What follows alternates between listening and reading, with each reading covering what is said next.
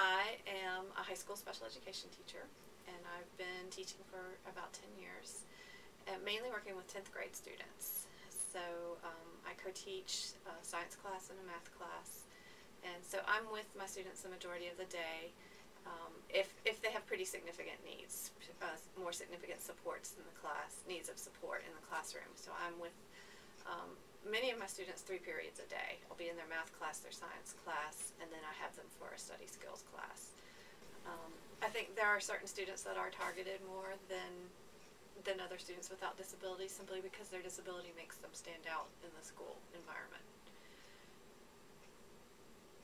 Sometimes the students act out in class and they're silly, and so it draws attention to them, and then it just lends itself to students making fun of the kids.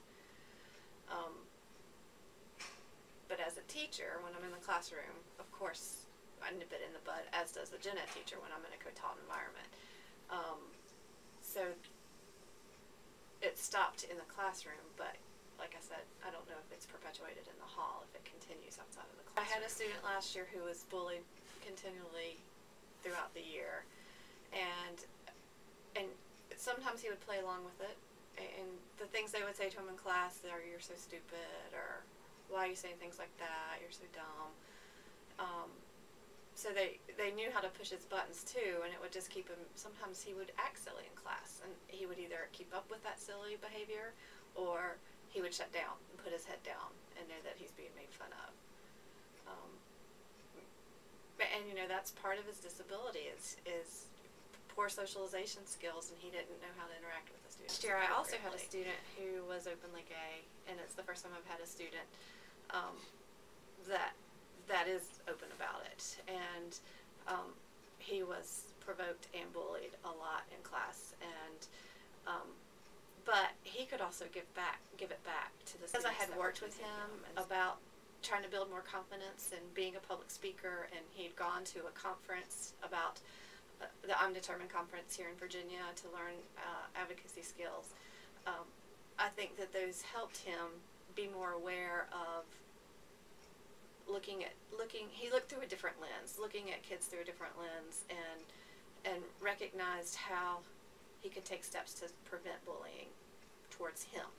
So I think that you know, the advocacy skills is important as a teacher too. I think at the beginning of the school year, for somebody who's new and hasn't taught many years or hasn't taught before, setting boundaries for the kids and letting them know that bullying will not be tolerated. And of course, many schools across the country, that's the main focus now.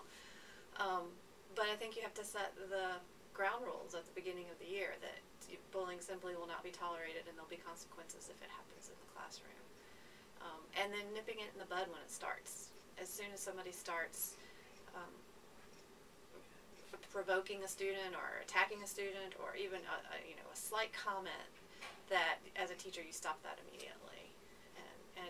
And I think then that builds trust with the students that are being targeted, because they then rely on you as a teacher to be their support and know that they have a safe place with you.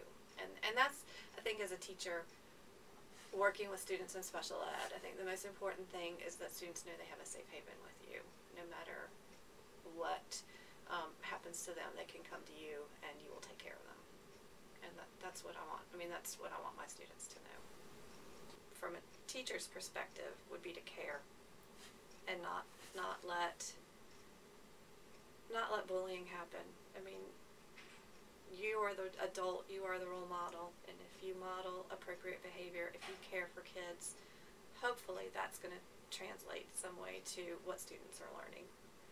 So I mean, my heart has always been to care about the kids, and I think if you care, then that helps them in the long run.